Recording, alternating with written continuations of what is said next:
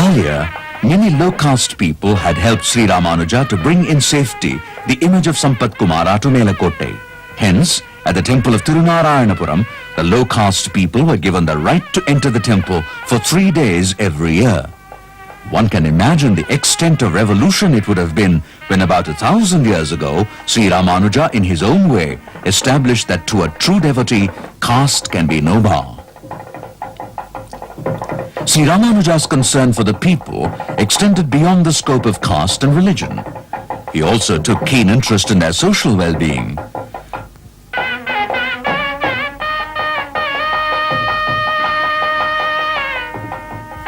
During the period of his stay at Melakotte, there was acute problem for water, and hence all those living in that area were in great distress. In order to alleviate their misery, Sri Ramanuja organized for construction of a tank which was called Moti Talab.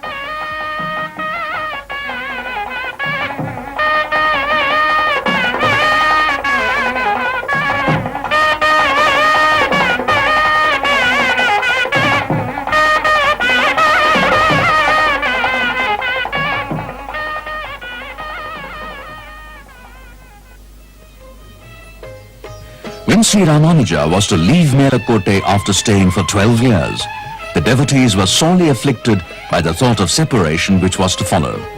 Sri Ramanuja, moved by the devotion of the devotees, organized for an image of himself to be made.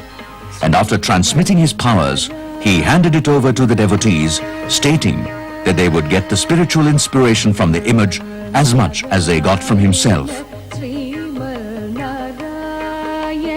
This image at Melakotte is called Tamar Uganda Tirumeni.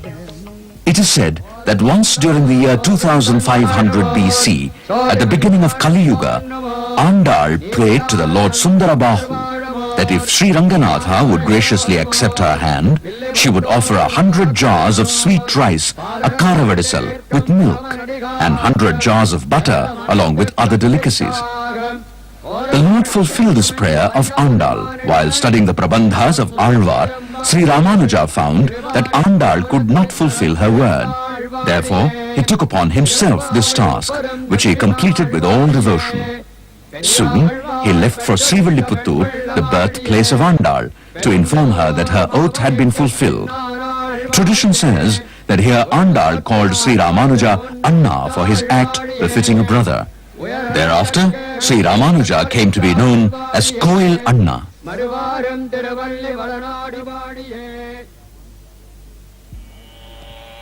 While Sri Ramanuja was staying at Srirangam, the devotees at Sri Perumbudur, the birthplace of Sri Ramanuja, made an image of him and, invoking life in it according to the Vedic rites, installed it inside a huge temple.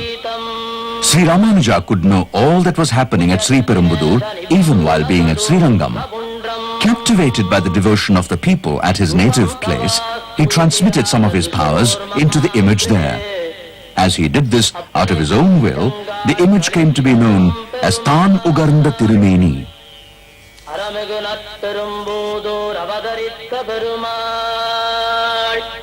As per the will of the Lord, the large-hearted incarnation of Lakshmana, Bhagavan Srimat Ramanujacharya, the Ubhaya Vibhutipati, grew indrawn and silent in preparation to enter the supreme realm.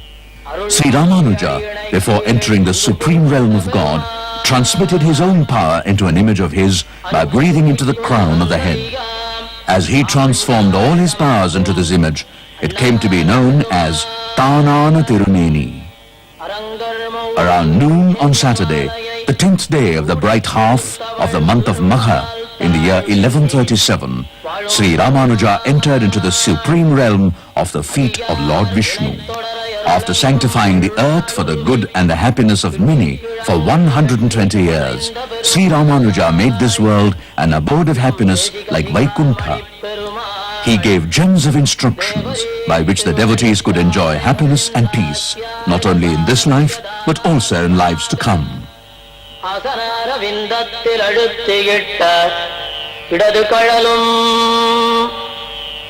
இடத்துடையன் மேல் வளர்த்து கண்ணார கண்டு கழிவதோர் காதலுத்தார்க்கு காட்டியிட்ட வலது கழலும்